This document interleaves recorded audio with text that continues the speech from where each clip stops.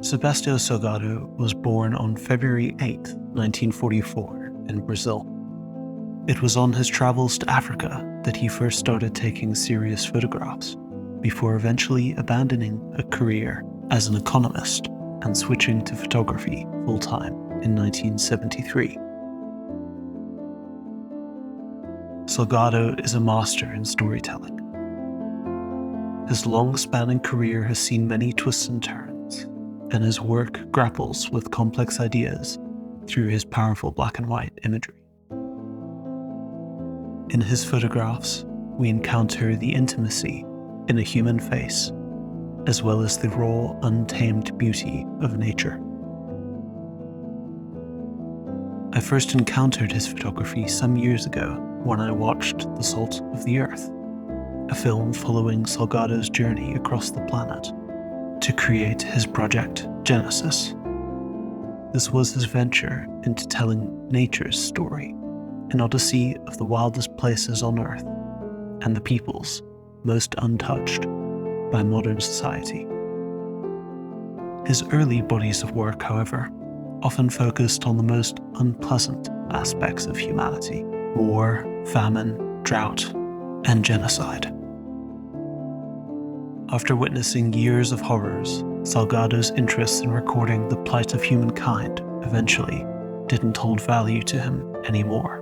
Indeed, it became a great source of depression and despondency. To photograph only humans was to reinforce the story that we are above rather than a part of nature. He realized the story that needed to be told was one of hope for the preservation of wildness. Salgado's psyche and photography underwent a vast transformation and led to his projects Genesis and most recently Amazonia, documenting the Earth at its most wild. So what better place to start than with Africa? And this is really what kicked it all off for Salgado. This is where he went and made some of his first serious photographs as early as 1973. So I will say these are pretty sizable books, all of them, and that's part of how Salgado works. He works in these absolutely monumental projects, which cover decades and several hundred pages in each book. Of course, he's all black and white, and at the early stages of his career, center that up for you. The early stages of his career, he was, of course, focused on people, the plight of humankind, war, famine, and so that's what we see in his photographs in these periods of time. And a lot of them are extremely disturbing, but there are occasional glimpses of hope within these photographs. I'm not going to flick through all of the book, of course. Take several hours, and that's not really the intention of these videos. Trying to give you a flavor of his work, and of course a little bit of my interpretation. So Salgado does actually weave in some landscape photography as well, which is of course my primary interest. And he visits out in the Namib, in the desert. What we see out here is he's starting to do something that he will continue to do throughout his career, which is to take helicopter flights and gain an aerial unique perspective. Of course, he's also visiting some of the sort of classic locations and trying to get his own spin on those. Dead Flay here looking exceptional and honestly very different in black and white. Here we start to see a few more of those aerials, and I think to me this is one of the things that has started to define a little bit of Salgado's work, especially in the later years, as we'll see when we take a look at a few more of his books in just a moment. His sort of intense chiaroscuro style is also really evident in this early work. He clearly sort of developed that artistic vision very early on, and he's kept going with it. Of course, I think there's probably some subtle variations and growth throughout his career, but for the most part, he's had a pretty keen eye for what he likes, and he's kept it going for decades, really, through all sorts of different projects. This here on the right is probably maybe one of my favorite images of all time by Sebastiao Salgado. I think it's just a bold, unique take, and compositionally just absolutely intriguing. One that you sort of keep returning back to. It really, really draws the eye. That sort of deep diagonal cutting across the frame. But of course, it's those conditions and the sand being blown off the dune that really add depth and intrigue.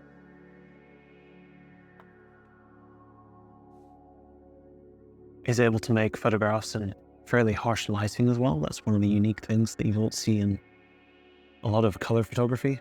And of course, it's also paired with some beautiful text.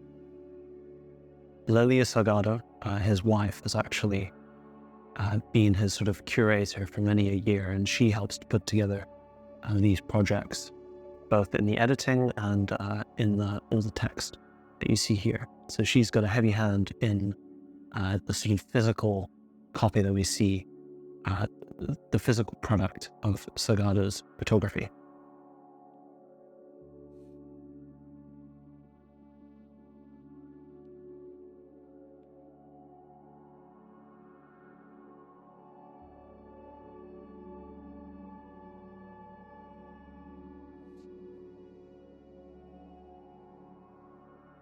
And of course, Salgado, in these early works, doesn't shy away from the man-made aspect. It's not all landscapes. It is also a human impact on those landscapes and their sort of interaction.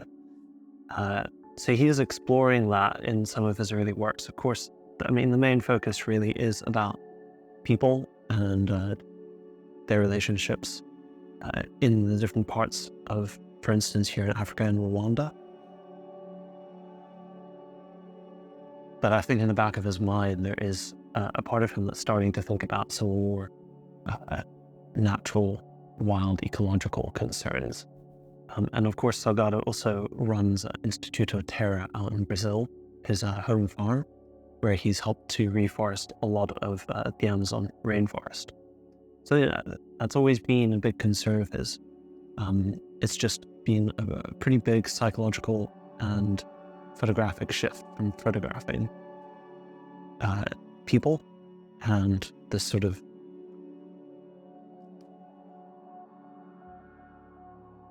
crazy things that have gone on in our world, and displaying those really acts of violent brutality or war, to trying to give a more positive message, this photography.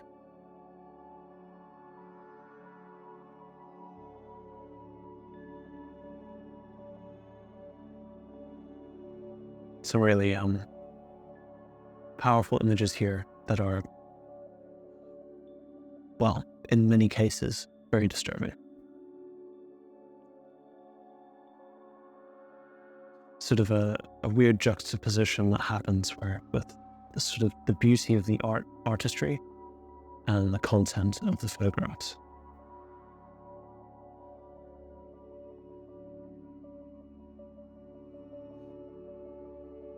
So that was a little flick through Africa and some of his work there. And I thought next we should move on to Genesis, which is of course his love letter to the planet as he describes it. And this was probably what got me into Salgado's work. Earth Eternal, an homage to our planet in its natural state. And again, we see a series of essays. In this instance, he has split it up geographically, and there's a slight shift in the way that he displays some of his photographs. We see some of these sort of wider double-page spreads, sometimes a slight change in aspect ratio. I'll flick through a bit of this first section to give you a sense, and then we'll go to some of my favorite images. I believe we're out in the Fitzroy Massif in Patagonia here. Trying to get a bit of sunlight glare for you. Down on, I believe this might be South Georgia. King penguin colonies, emperor penguin colonies. So Salgado is able to sort of adapt and utilize his various photographic storytelling skills to all sorts of different content.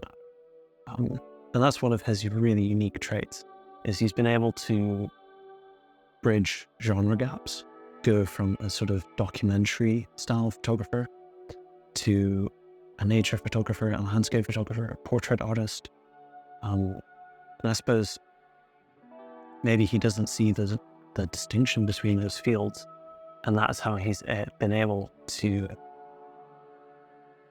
create all of this incredible work across genres. I think tying it together with the black and white really helps as well. And it allows him to put his own fingerprint and style on the images. That lets you know that this is a Salgado image, even if he's trying to tell a slightly different story.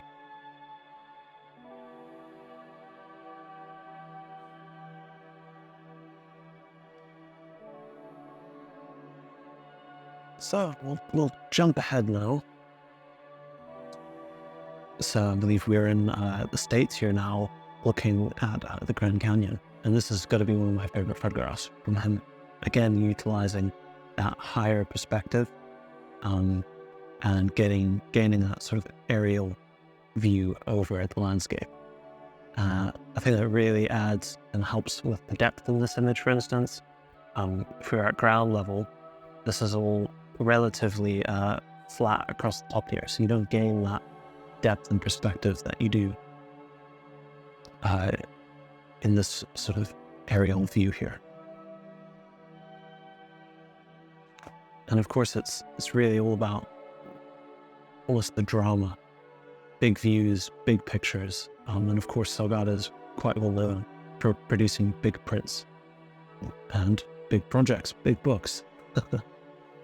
That's his style, I suppose. These multi-year epic projects.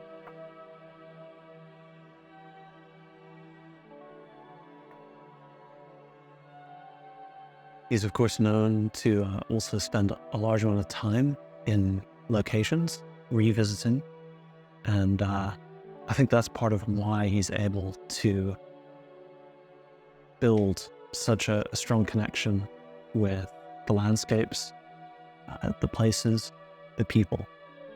So this person holding a looks like a washer thickney, if I'm not mistaken.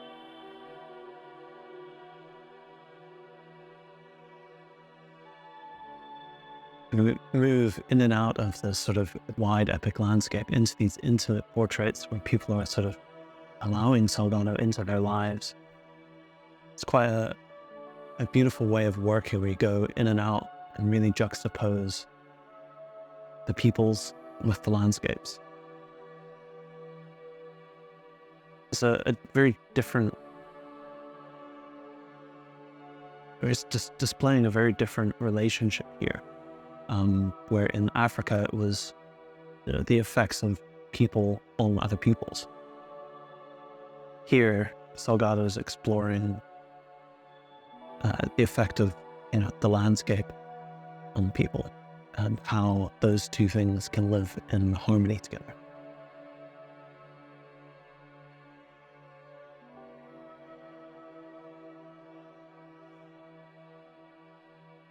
Again, out in the Namib, I really do enjoy his dune photography. And of course, Genesis does include some of his older photographs weaved into the story, so it's not sort of exclusive photographs set out, although most of the work in this project is new. And this is, I just absolutely get rid of that glare there for you to get the full effect. This was one of the first prints that I saw. It must have been printed about a meter wide, maybe even bigger. Just this jet black, just this wall of jet black silver gelatin, pair of eyes looking out at you.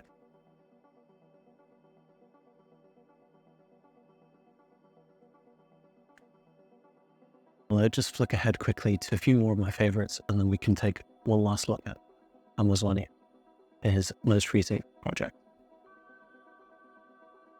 Just absolutely incredible landscapes, and that's part of really what I think I enjoy in Salgado's work, is his sense of exploration, and going out to these places and really wanting to give a voice to places that might not otherwise be seen by the average person. You know, if we know that these extraordinary locations, extraordinary places are on Earth, why would we not protect them?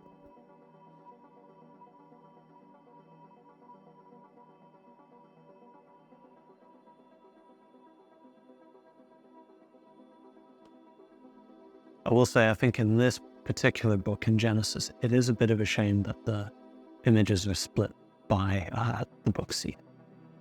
It does, of course, allow them to print these landscapes a lot bigger. There's a difference here between this portrait format book and the way that they're able to print those landscape images. So it's an interesting choice, I think.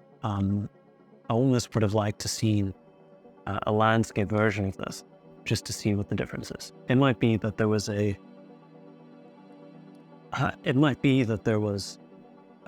reason. Maybe there was more portrait photographs within the collection, and that's why they went with portrait. However, his latest book, Amazonia, is in a landscape format. So we can sort of see potentially the difference here with how one book displays these photographs compared to another. Largely, I would say that the work held within this project is in a similar vein to his Genesis project.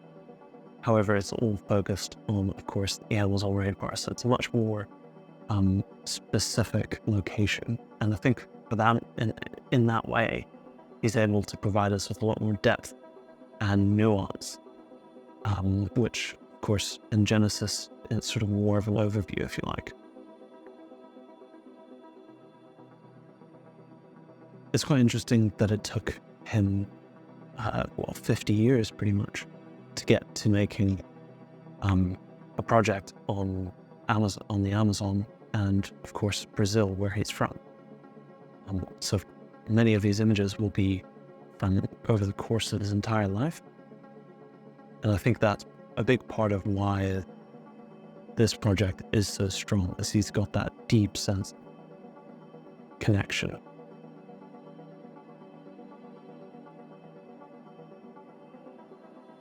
I did go to see both the Genesis exhibit and the Amazonia exhibit when they were in London. And I must say, seeing some of these images printed at 60 inches plus is absolutely incredible. You really do get sort of lost in these epic vistas. There is a very strong narrative element to this project, which is maybe out of the scope of this particular video. But if you do manage to get your hands on a book, on a copy, I would definitely take the time to read some of the text.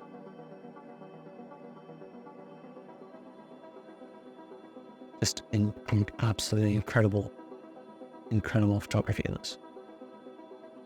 And it's many places that essentially nobody's ever seen before, because the Amazon is so vast and so much of it is unexplored.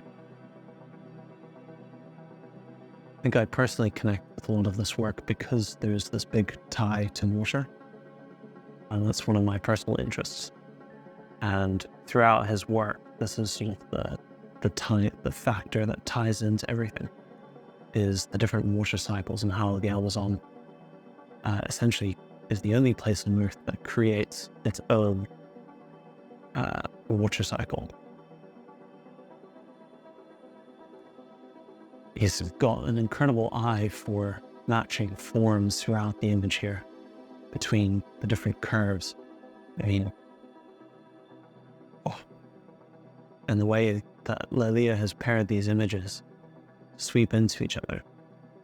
There's a sort of masterful, as I say, storytelling aspect to this, which the pair of them have really honed over the years.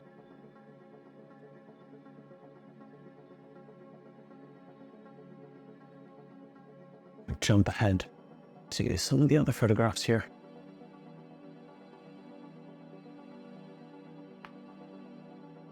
So I think I do prefer the landscape format of this book versus the portrait format of Genesis. I'd rather have the extra white space around the portrait photographs, personally.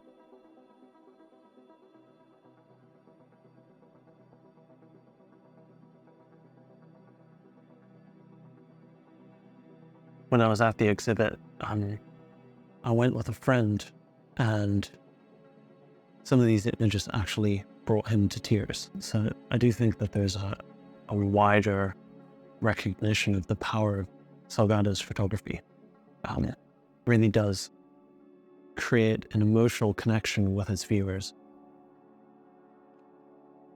And I think that's, potentially the most powerful thing that photography can do, is make that connection and make somebody become introspective and care about something that maybe they weren't aware of before.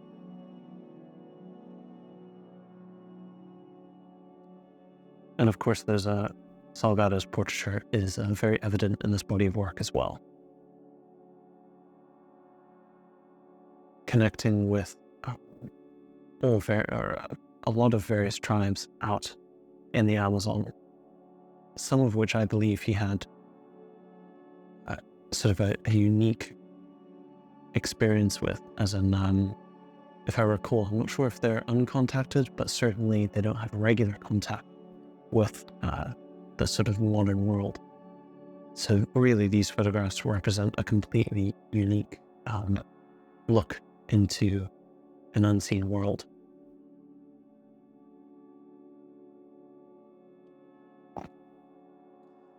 And lastly, I thought I'd just skip forward towards the end of the book. This is maybe my favorite sequence here, with these incredible rainstorms and that classic aerial point of view. Can only imagine what it would have been like to have been in the helicopter looking at these incredible rainstorms falling. Not often do you see rainbow photography done in black and white, but I think it's just completely unique. So I'll wrap up there. I hope you enjoyed that little look into the work of Sebastiao Salgado.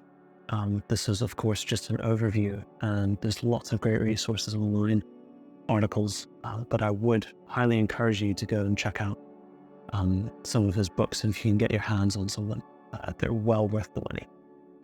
As I say, they are multiple hundred pages, and you really do get bang for your buck in terms of seeing the amount of work in one place.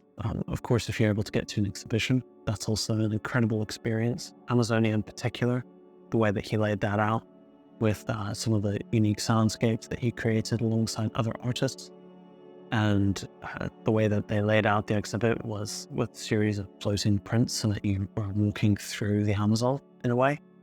A really unique experience, and one that I would highly recommend if you're able to get to an Amazonia exhibit. So thank you so much for watching, and please do give the video a thumbs up if you enjoyed it, and consider subscribing below. We'll see you in the next one. Cheers.